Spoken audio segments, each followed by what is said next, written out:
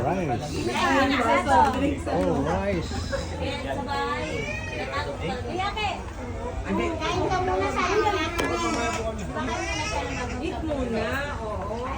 Kunin niya yan para Mamaya. Ay, hindi pa pwedeng gawin yan.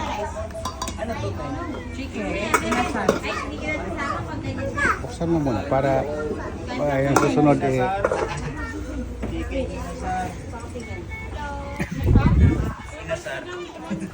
Sige nila sir. Upo ka lang dito. Fish na lang siya sa chicken. Sige, kuha ka. Sige. Oo, ako yan. Hello. Ayan na tayo. Ano ko sa mga friends with caps ito yun. Hindi ka na